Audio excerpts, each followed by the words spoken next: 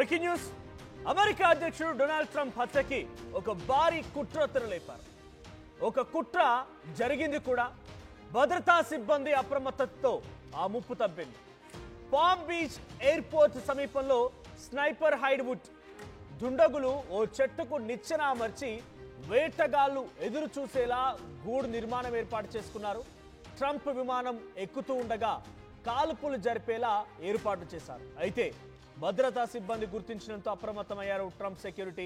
So Trump ని విమానం వెనక వైపు నుంచి లోపలికి పంపించారు. సో ఆ విజువల్స్ లో మన రైట్ సైడ్ లో చూస్తున్నటువంటి విజువల్స్ లో సో విమానం ఎక్కేది అక్కడి నుంచి. సో ఇక్కడ మీరు చూడండి గూడులా అమర్చుకున్నారు. సో స్నైపర్ హైడ్వుడ్ అనేటువంటి గన్తో దాన్ని డొనాల్డ్ ట్రంప్ ని షూట్ చేయాలనుకున్నారు. సో అక్కడ డిస్టెన్స్ మీకు రైట్ సైడ్ లో కనబడుతుంది చూడండి. ఆ చెట్టు ఉంది ఇక్కడ చివరిగా, అక్కడ ఫ్లైట్ మీకు కనబడుతోంది. ఆ ఫ్లైట్ ఎక్కే సమయంలో ఆయన్ని షూట్ చేయాలనుకున్నారు ఈ చెట్టు పై నుంచే. సో ఈ చెట్టు పైన వారు ఒక గూడ్ని అమర్చుకున్నారు. అక్కడ చాలా దూరంగా మీకు ఆరో మార్క్ దగ్గర కనిపిస్తోంది ఫ్లైట్. సో ఈ చెట్టు పైన ఉన్న విజువలే ఈ స్నైపర్ వుడ్ సంబంధించినటువంటి ఒక గన్ ద్వారా పేల్చాలనుకున్నారు. సో అమెరికా అధ్యక్షుడు డొనాల్డ్ ట్రంప్ పైన గుర్తు తెలియని దుండగులు ఒక భారీ కుట్రకు తెరలేపారు. దీని విషయం పైన ఇప్పటికే FBI డైరెక్టర్ కష్ పటేల్ వివరించారు.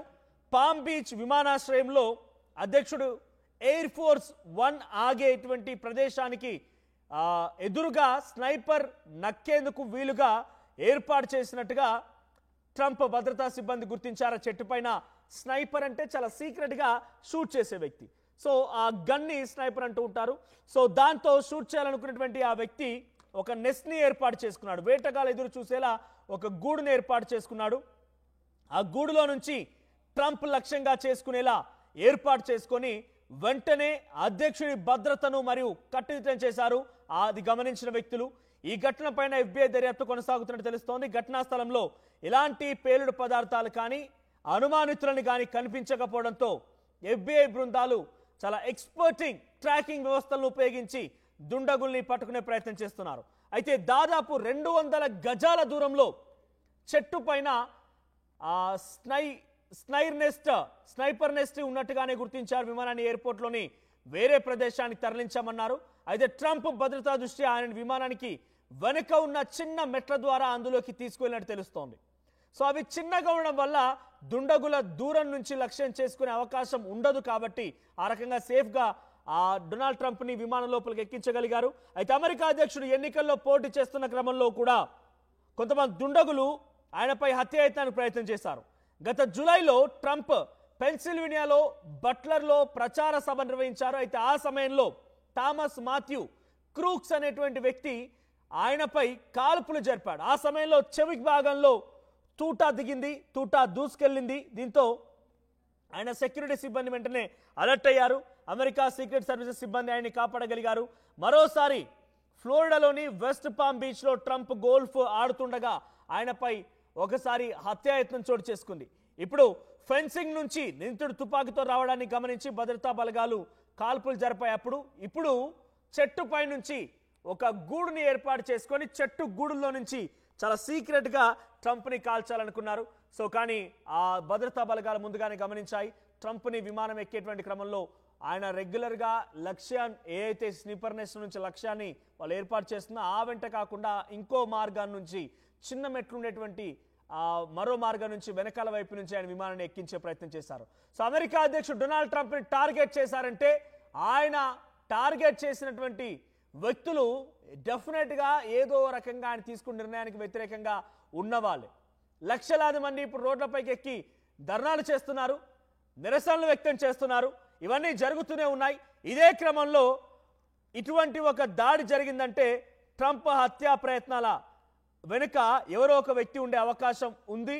సో దాన్ని పెద్ద ఎత్తున ఇప్పుడు అందరూ కూడా ఆందోళన వ్యక్తం చేస్తున్నారు. ఏదేమైనా డొనాల్డ్ ట్రంప్ సంబంధించినటువంటి హత్యాయత్నం అనేది మరోసారి అందరినీ కూడా ఒక్కసారిగా షాక్ గురి చేసింది. సో ప్రస్తుతానికి డొనాల్డ్ ట్రంప్ చాలా సేఫ్గా బయటపడగలిగారు. ఇప్పటికీ ఇది ఆయనకి థర్డ్ లైఫ్ అని చెప్పాలి. మొదటిసారి ఆయన ఎన్నికల ప్రచార సభలో పాల్గొన్నప్పుడు, రెండవసారి ఆయన ఒక దగ్గర గోల్ఫ్ ఆడుతున్నప్పుడు, ఇప్పుడు మూడవసారి ఆయన పామా బీచ్ ఎయిర్పోర్ట్ నుంచి చాలా సేఫ్గా తప్పించుకోగలిగాడు. భద్రతా సిబ్బంది యొక్క చాకచక్యం వల్ల, వారుకున్నటువంటి ఒక ముందు చూపు వల్ల ఇప్పుడు డొనాల్డ్ ట్రంప్ బతికి బయటపడగలిగాడు. సో ఒక చెట్టుపై నుంచి గూడుని ఏర్పాటు చేసుకొని ఆ గూడు ద్వారా ఆ వ్యక్తులు డొనాల్డ్ ట్రంప్ను లక్ష్యంగా చేసుకొని దాడి చేయాలనుకున్నారు.